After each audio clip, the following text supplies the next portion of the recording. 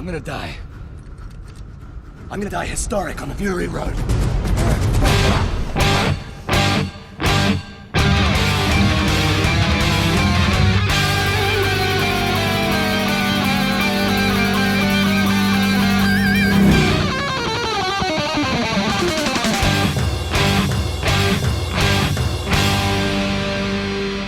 Welcome to the Mad Max Minute. I think Duran said it best. Tried to pull you back, but you were buried in the sand in Mad Max Fury Road, 1 minute at a time. I'm Rick. And I'm Julia. And today we're talking about minute 31, which begins with the destruction of the Nux car, and it ends with Max not feeling okay, which I think is a good way to summarize it. Yeah, we'll get into it in a little bit more detail, but a broad stroke of not feeling okay is very accurate. Of course, before we can even get to that point, we do have a roundabout 10-second chunk of this minute that is just the Nux car rolling and crumbling and pieces falling off of it and debris scattering across the sand. And poor Max, he is just getting flung all over the place. Is he the figure that we see ragdolling it towards the camera? Oh, absolutely. Okay, yeah, I'm seeing that in pausing it. It's definitely Max. How on earth did he survive this? That is a good question. I clicked through frame by frame trying to follow the action here. Now, I already mentioned that the car is rolling. The fact that there is a spinning involved means that Max is out at the end of the chain, only being held in place by that connection. And he begins this minute up in the air. So that's already a bad position to be in. And after 11 frames that I've clicked through, he hits the ground for the first time. Now, this is him face down on the ground.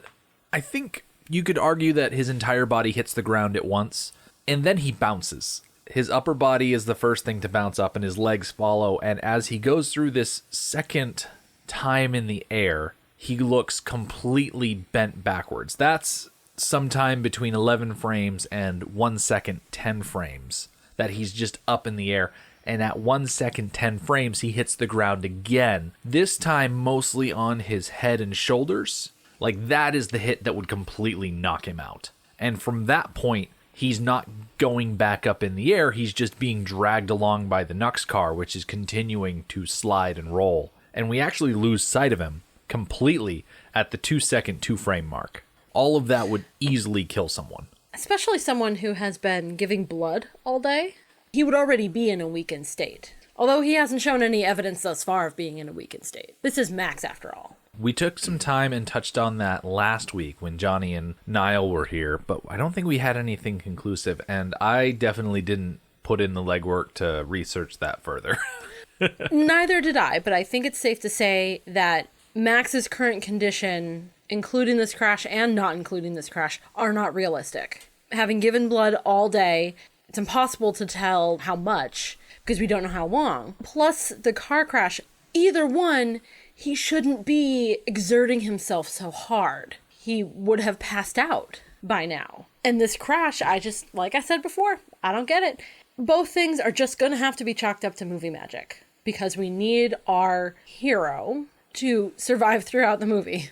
I like the inflection you put on hero there. Because Max, I'm not sure I would exactly classify him as an anti-hero, but he's certainly not your typical hero. Yeah, he's not another hero, because we don't need one of those. No, Tina was right. We don't need another hero. We're never getting beyond that, are we? We need to get beyond that. You're right. Max is just not a normal human being. He's not necessarily superhuman, but he's at least Hemsworth level above average. After we lose sight of Max, we get a little bit more tumbling. We get to see the chain getting pulled. We see the engine of the Nux car drop out of the sky, and the war rig is driving away. And the last thing we see before everything fades to black is the road flare that Nux lit. And it drops down and sits there on the ground as darkness closes in around it.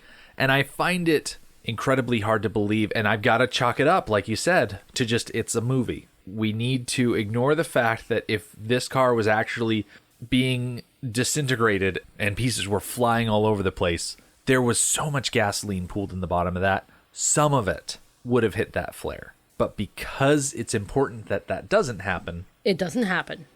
It hits the ground, and we just focus in on it for a few seconds as darkness presses in onto the flare, which is very representative, very metaphorical for the next moment when we see Max. Basically the same thing has happened to him. He's been dumped in the middle of the desert, and the darkness of death is pressing in on him. Although it's not really, because it's Max and he's fine.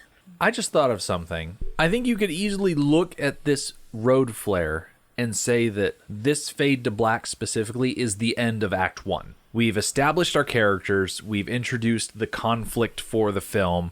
We've had 1 or 2 major action scenes. And now that's part 1 done. You think so? Because there is a whole group of major characters that has not been introduced yet, that is going to be introduced in the next sequence. Now, I'm not proficient at all at defining story structure like that. I definitely agree with you that this feels like the end of something, and it's certainly the end of this opening action sequence. And maybe it feels like an act of the movie because it took a half an hour. Yeah.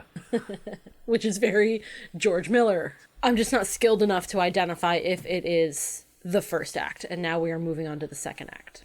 Given the fact that by this point, we know pretty well who Max is as a person. We know pretty well who Nux is as a person. Furiosa's been established. Joe's been established. Those are pretty much our main 4 tentpole people in this story. We haven't seen the People Eater yet. We haven't seen the Bullet Farmer. We haven't met any of the Vuvolini. I think Act 1 ends here. And then Act 2 is going to go from Max waking up in a couple of seconds until Max persuades everybody to turn around and go back. It's a long time. It is a long second act. Although, hearing you talk it out that way, I think I agree with you. I don't think that the first act has to introduce every single one of the main characters. Mm. I don't see the People Eater and the Bullet Farmer as main characters. I do see the wives as main characters. Yeah. But you're right. They are not tentpole characters. They are very, very supporting cast. And you're right. We haven't taken the time to get to know each one of the wives yet. But we know they exist. We already know their motivations. We already know their location. We may not know how many there are, what their names are, what their personalities are yet, but we know a lot about them already. Anghard is a pretty good example of the type of person that we're going to see once we actually meet the other 4 wives in this harem. Now, granted, not all of them have the same personality. Don't get me wrong when I say that, but being bold enough to do something like this, it's indicative of the rest of them. So as we fade to black, we are met with 3 solid seconds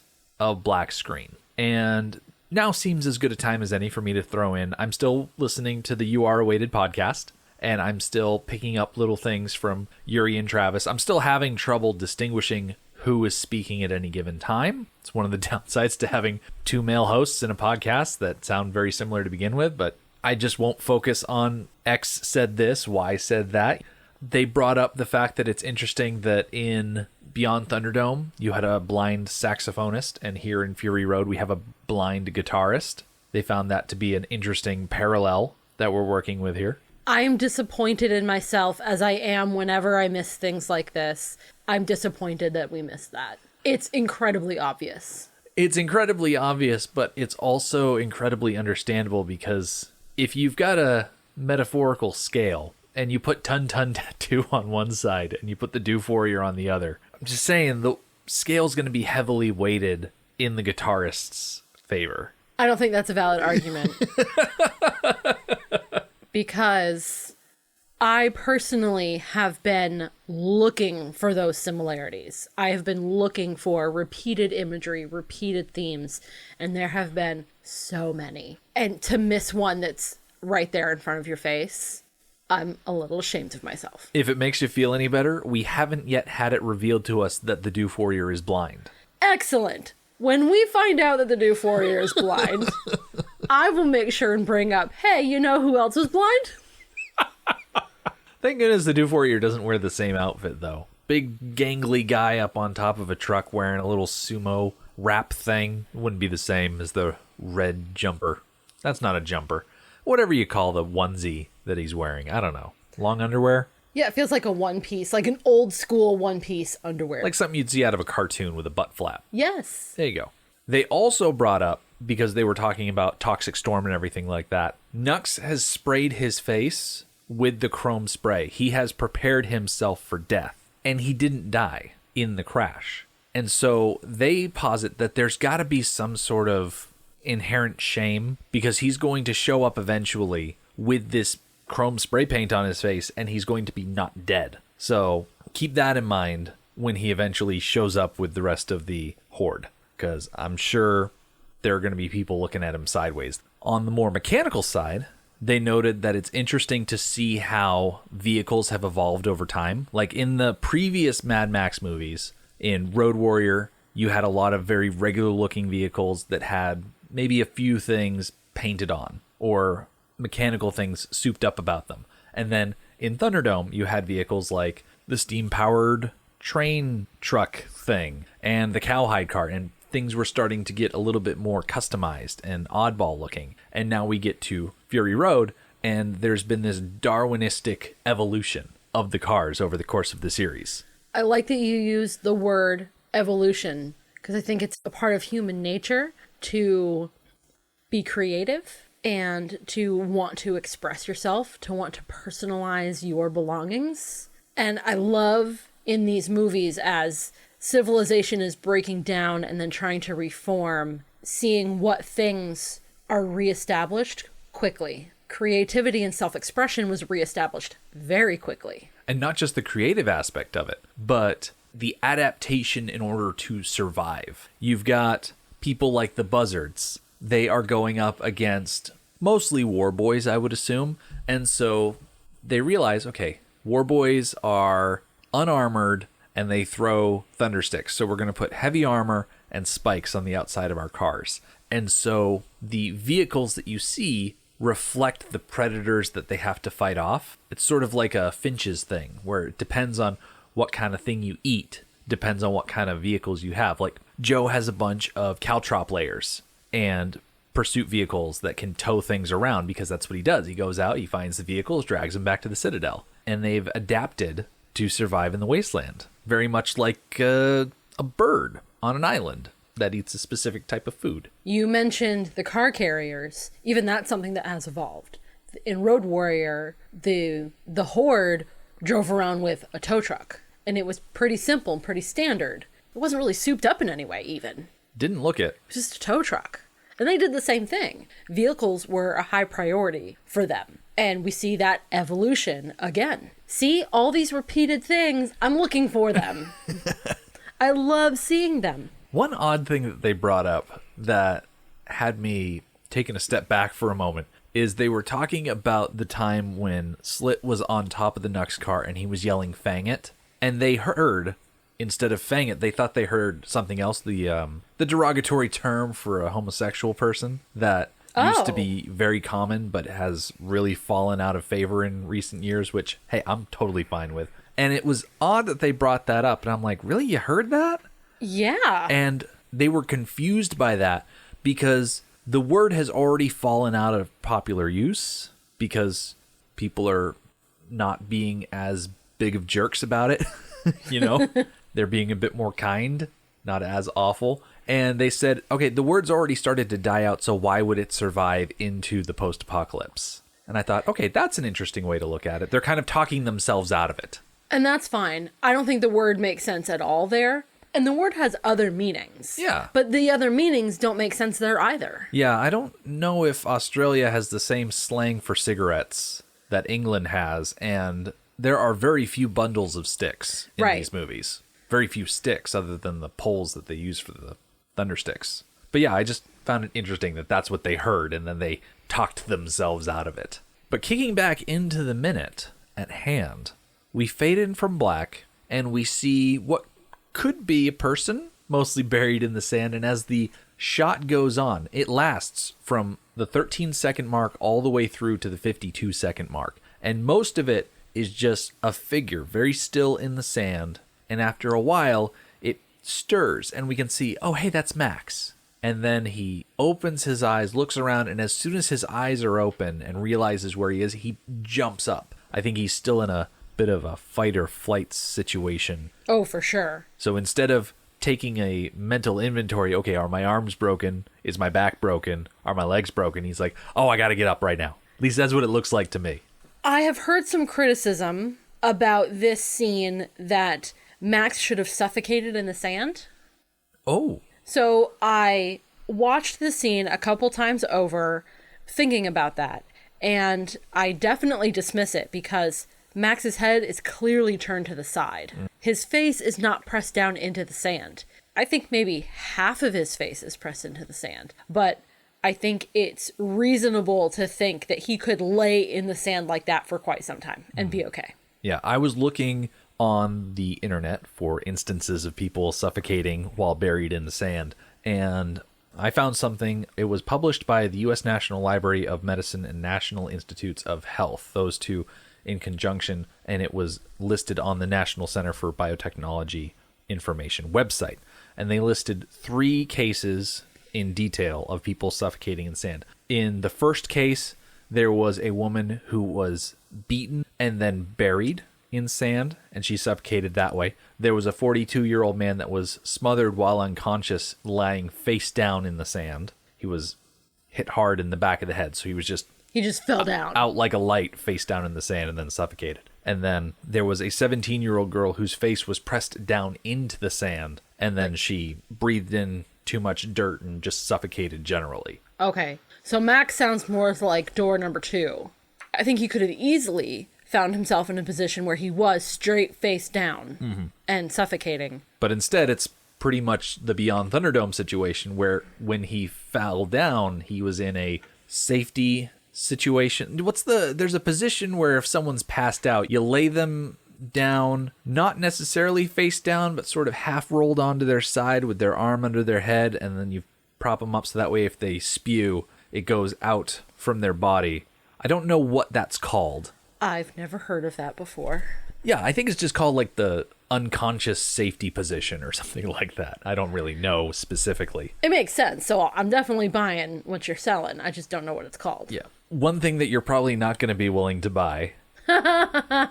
It's established in the comic books that Gastown is within quick traveling distance of Sydney. Sydney is the final place where the waiting ones, or the tribe who left, settle. Last time Max was mostly buried in the sand, he was found by Savannah. And I would have gotten such a kick out of Max being buried in the sand, and suddenly, who should walk in out of the wasteland but Savannah Nix, dressed in the furs with the awful haircut and the spears, and just finding him again. Like, poke him and be like, get up, Walker. I ain't dragging you around anymore. It would have made no sense, and no one would have known what was going on, but I would have appreciated it. I don't know if Helen Bidet would have been the best person to get back because we're recasting a lot of roles. Maybe someone who's like a lookalike or something like that, but I would have found it funny. Like, she walks up, she sees him. Maybe she doesn't even wake him up. Maybe she just like turns around and be like, nope, not again. Some like skit group needs to do like little bits. Because we say that stuff all the time, like, oh, wouldn't it have been funny if? And someone just needs to write the skit and do it. I would be very disappointed if there were not an Australian improv group that does Mad Max related skits, that does these little post-apocalyptic vignettes with an improv style, and they're all decked out in black leather and rags and things like that. I feel like that would be funny to see. I know I've mentioned it here on the podcast before in previous seasons that there is that exact type of thing in England, in London, for Jane Austen. Right. Okay. That's why I didn't remember it, because it's Jane Austen themed and not Mad Max themed. But if we ever go visit London, I would very much like to see them. Yeah. I mentioned before that Max springs up from the ground because that's just the mindset that he's in. And we get some flashes. The first cutaway that we get is less than 10 frames, and it's a splash of molten material that fills the frame. We cut back to Max, and he's doing like this little wincing, straining thing, and his hands are all weird. We get another flash of more lava in a volcanic landscape, and it's him just looking around disoriented. And the final one we get is another red background. It's not lava this time, though, Earlier in the movie, when he was in the flooded hallway, we get that shot of him pulling his face out of the water. It's that, but it's red tinted. Okay, like they use the same footage. Yeah. It's cut very short, obviously, because the whole shot is 6 frames. Mm-hmm. But I'm able to click through these things, so I can be obnoxious and pick out the tiny little things. Well, I'm glad you can, because I can't. Thinking about this volcano imagery, I'm not exactly sure what to make of it. Is it literal? Is it metaphorical? Is it a dreamscape?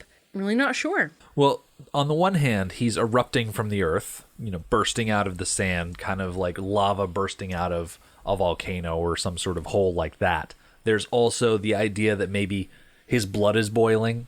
He's starting to feel the ill effects of having a line tapped into his veins, that sort of thing. The final shot of him pulling his head out of the water definitely gives the sense that he feels like he's underwater or something like that. That his senses are still impaired from the accident, that he's not quite up to snuff yet. Yes, he's a very disoriented, and the way that he plays it with the pulling his shoulders in and his hands being like he wants to protect himself, but he also needs his hands to be out to be defensive weapons. Yep. He's like torn on how to treat his hands. It's so well played. And I think it transmits an emotion to us that's hard to put into words. Mm-hmm. It's hard to really identify it, but we all know exactly what he's feeling. Yeah. When he was talking at the beginning of the movie about he's a man reduced to a single instinct, survive, it's not like it was back in Road Warrior where the interceptor was rolled and he dragged himself out of the car in order to hide. Enough time has passed that he's up, he's scanning the horizon, and like you said, he needs to have his hands out in order to defend himself, but he still feels very vulnerable from the accident he was just in, so his shoulders are in, but he's trying to put his body into a situation where if he needs to fend someone off, like he's fighting between his body saying, hey, we were just in a very traumatic accident, versus his mind saying, I need to be on guard immediately. It's a weird fight or flight thing, and he's clearly stuck in the fight, even though his body wants him to flight. Or it may not work with the way I say it that way, but you get the idea. Certainly. The moment that Max pushes himself up out of the sand, the way the sand comes up, it looks like birds' wings. And it reminds me very much of the bird imagery from Thunderdome.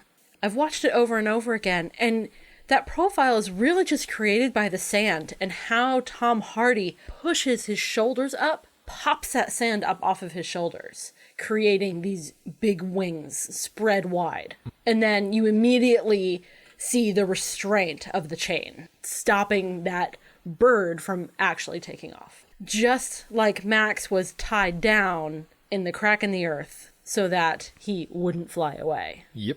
Sound-wise, that 13-second to 52-second range starts off very quiet, and the first thing that we hear is the trickling of sand as it falls off of Max, and then as Max pushes himself up, you get that whoosh that accompanies all of the sand being thrown up, and then as soon as he's standing, and we'll definitely talk about this on Wednesday, everything just sounds off.